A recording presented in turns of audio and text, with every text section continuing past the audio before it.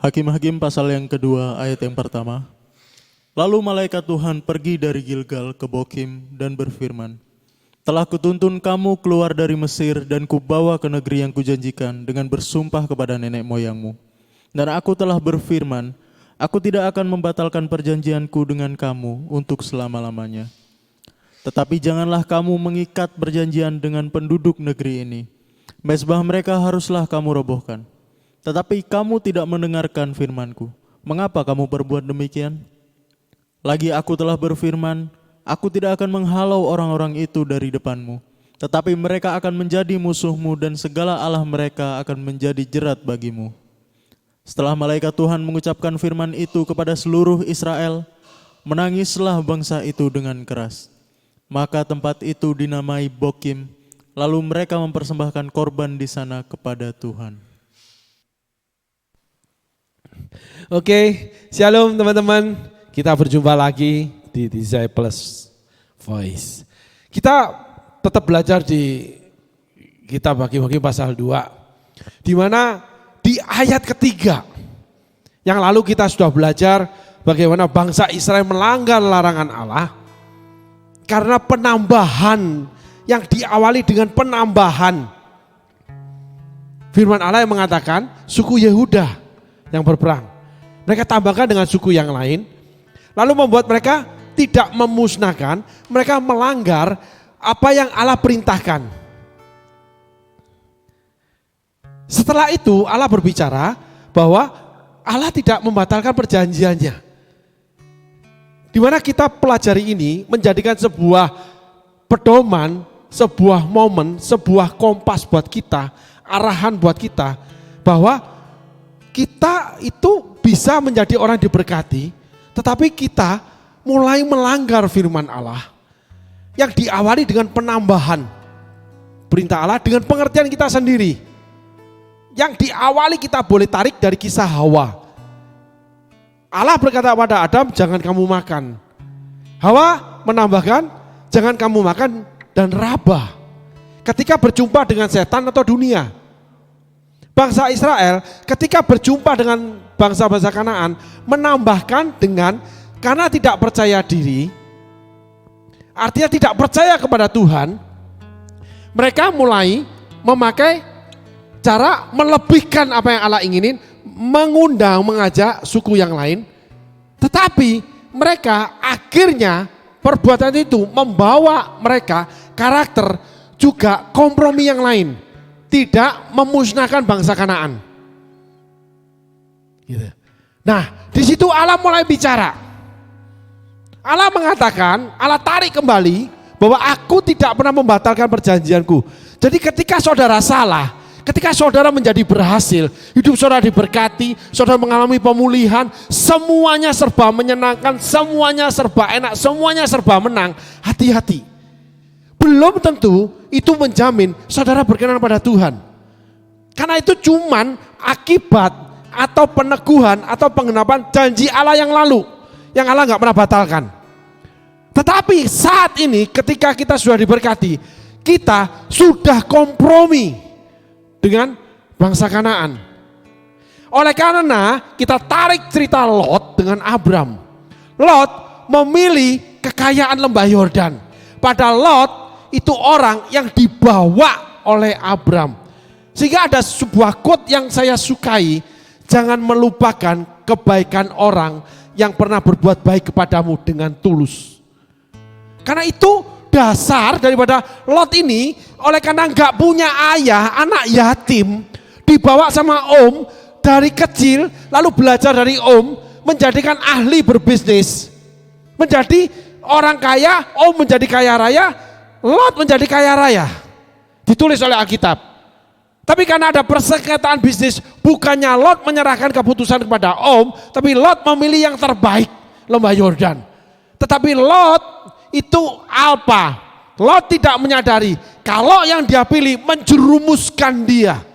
Ketika saudara memilih yang terbaik buat saudara, ketika saudara memilih kekayaan, ketenaran, segala sesuatu yang mewah, yang mahal, yang menguntungkan saudara, seperti Lot, saudara akan dibawa masuk oleh keadaan di mana saudara akan menemui hidup di tengah-tengah kekayaan daripada kejahatan dan kebejatan orang-orang Sodom Gomora.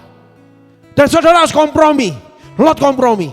Karena terjadi, saudara baca di Lot menyerahkan anak gadisnya untuk diperkosa. Lot menjadi orang yang tega, yang penting kaya, yang penting dapat Tuhan, yang penting gini, semua yang penting untuk aku. Keserakahan menguasai Lot demi untuk diri sendiri.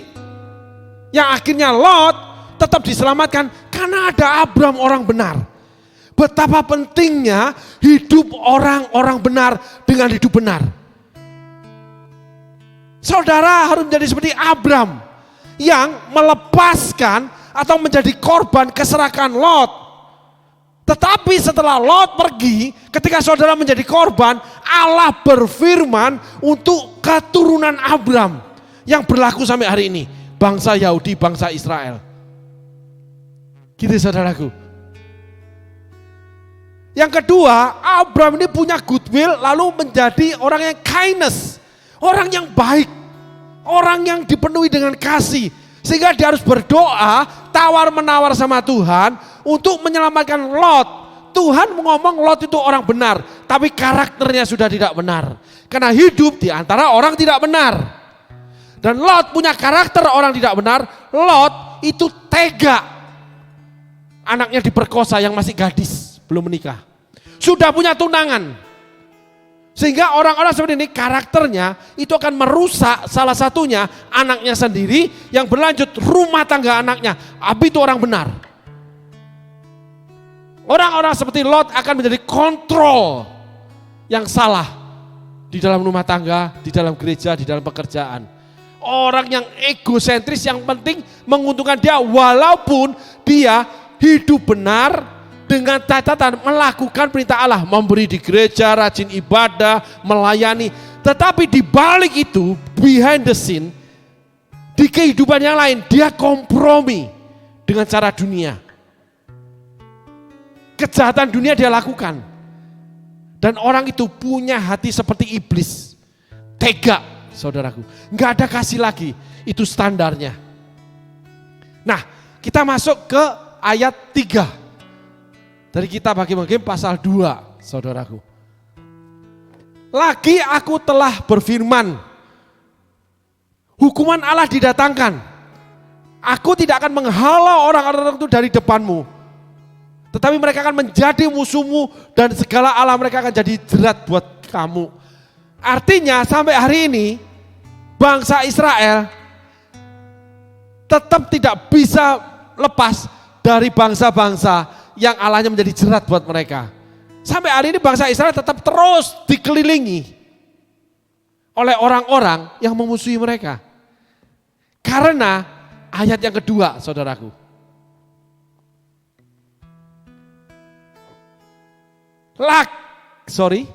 Tetapi janganlah kamu mengikat perjanjian dengan penduduk negeri ini. Mezbah mereka haruslah kamu robohkan. Ada pesan Tuhan, larangan Tuhan yang pasti saudara langgar. Dan saudara tidak akan merobohkan, tidak akan berusaha namanya membawa orang itu yang salah kepada kebenaran. Saudara seumur hidup kalau tidak bertobat akan kompromi dengan orang yang salah. Minimal saudara cuma bilang, iya, manggut. Saudara tidak akan fight back sebagai pemberita Injil. Saudara tidak akan berkata, enggak itu salah, enggak boleh begitu. Apabila keadaan atau orang itu atau apapun mau pekerjaan pelayanan menguntungkan saudara, salah saudara akan diem aja. Itu saudara memasuki ayat 2. Karena yang diawali dengan yang namanya kita menambahkan firman Allah. Diawali dengan namanya kita memilih lembah Yordan. Maka timbullah hal-hal seperti itu. Tolong ayat 2 ditampilkan. Mezbah mereka haruslah kamu robohkan. Harus menyatakan pasti. Tetapi kamu tidak mendengarkan firmanku. Coba perhatikan ini saudara. Ketika saudara memilih lembah Yordan, sesungguhnya Allah menyatakan pada saudara, kamu tidak perhatikan firman-Ku. Kamu cuma pura-pura. Kamu cuma mau keuntungan dari Tuhan. Ada koreksi kerohanian saudara. Itu banyak terjadi ketika hidup seseorang mengikut Tuhan sungguh-sungguh. Setelah itu dia diberkati Tuhan. Di situ ujian yang paling besar tanah Kanaan di sana. Yaitu apakah kamu mendengarkan firman Tuhan dengan sungguh-sungguh.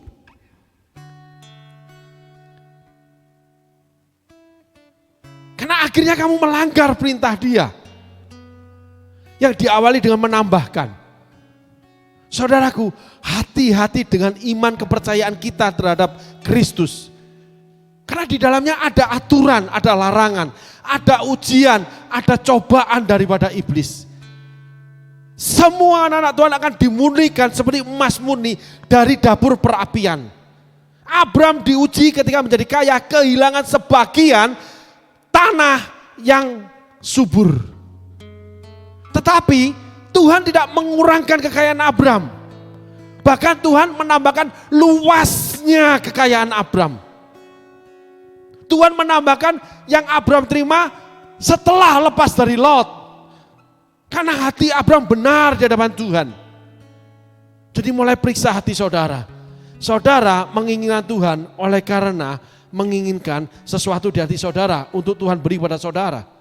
Atau saudara menginginkan Tuhan oleh karena saudara cuman mau Tuhan. Itu teruji. Abram, Lot kamu pilih. Setelah dipilih mestinya sakit hati. Abram malah berdoa ketika Sodom Gomora mau dilenyapkan, di mana Lot tinggal di sana. Dia berdoa sengaja quote and quote tipu muslihat. Kalau ada 50 orang benar gimana? Sampai akhirnya tidak mencapai kuota karena yang mau keluar dari sana cuma 3. 4 dengan istri yang jadi tiang garam. Mantu gak mau, tunangan mantu gak mau. Lot dengan 2 anak gadisnya. Yang akhirnya tidur dengan Lot melahirkan Bani, suku yang jahat yang memerangi kebenaran, yaitu memerangi keturunan Abram. Kejahatan yang kita terima dari orang-orang, kelompok orang tertentu, itu kita waspadai, jangan-jangan ini aku pernah memilih menjadi Lot. Aku tidak memilih kehendak Tuhan.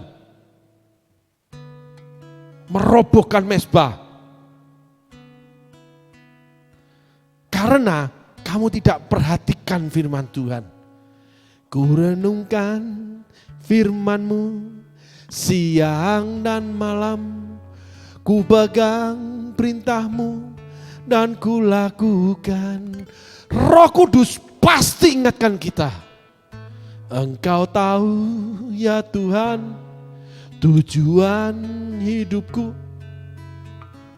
Awal saudara boleh bilang, boleh ngomong, boleh bersikap nangis-nangis sama Tuhan. Minta ditegur, keadaan situasi saudara yang tidak enak. Aku mau tetap Tuhan, lewat saudara. Bagus, benar. Tetapi ada satu hal yang saudara harus perhatikan. Ketika saudara berhasil, saudara tidak menangis. Apakah saudara tetap perhatikan perintah Tuhan? Hati-hati saudaraku. Iblis ketika menyerang Yesus enggak berhasil, gagal, enggak tembus. Dia undur untuk menanti waktu yang terbaik untuk menyerang kembali. Ketika saudara menderita, ketika saudara berjalan padang gurun, ketika saudara dipimpin atau memimpin, saudara berhasil masuk tanah Kanaan, menerima janji Allah. Tetapi setelah menerima janji Allah, di situ hatimu diuji. Kamu Lot atau Abram? Kalau kamu awali dengan sikap Hawa atau bangsa Yehuda yang mengajak suku yang lain, di situ kamu akan kompromi. Sehingga kamu harus perbaiki fondasi keimanan rohanimu, atau kamu akan celaka seperti Saul, seperti Yudas. Saul menyesal tidak ada pintu pertobatan. Yudas menyesal, tidak ada pintu pertobatan, mati tragis, jatuh di atas pedang. Firman yang kamu pegang, yang salah, yang kamu salah gunakan, itu akan membunuh kamu sendiri. Pelayanan kamu lakukan akan membunuh kamu sendiri. Betapa banyak orang-orang luar biasa Tuhan ketika mati, berantakan keluarganya, berantakan pelayanan dia. Ribuan gereja hancur semua. Ketika mati, jadi penginjil yang khotbah di persekutuan kecil-kecil. Yang dimana karya pelayanan dia melahirkan jutaan umat, ribuan gereja. Yang brandnya dia loh. Bagaimana seorang yang dipakai Tuhan luar biasa, ketika dia mati dipanggil pulang, anak itu ribut dengan mama.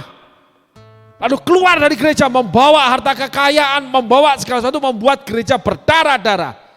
Setelah itu anak bawa namanya imam-imam Tuhan yang membuat imam Tuhan pun akhirnya melepaskan dari anak hamba Tuhan ini. Berantakan berdarah-darah sampai hari ini. Sebelum itu terjadi, saudara harus menjadi Daud. Saudara harus mengakui, aku yang salah. Punya hati sebagai seorang hamba yang mau taat dan setia padamu Bapa. Kemana kan ku bawa hati yang menyembah dalam roh dan kebenaran sampai selamanya. Tetap taat dan setia ketika menjalani proses, ketika diberkati. Untuk menuju berkat, jangan kompromi. Tetap dalam posisi Abram, jangan ambil posisi Lot. Tetap melaksanakan tugas panggilan, menjadi Adam yang menentukan, yang membuat garis larangan Allah. Buah itu tidak boleh dimakan, bukan nggak boleh diraba. Amin saudaraku. Kompromi lahir karena kenikmatan. Kompromi lahir karena kita menambahkan kebenaran. Kompromi lahir karena kita tidak percaya. Kompromi lahir karena kita tidak memperhatikan firman. Yang membuat kita akhirnya kompromi dengan hal-hal yang dilarang Allah.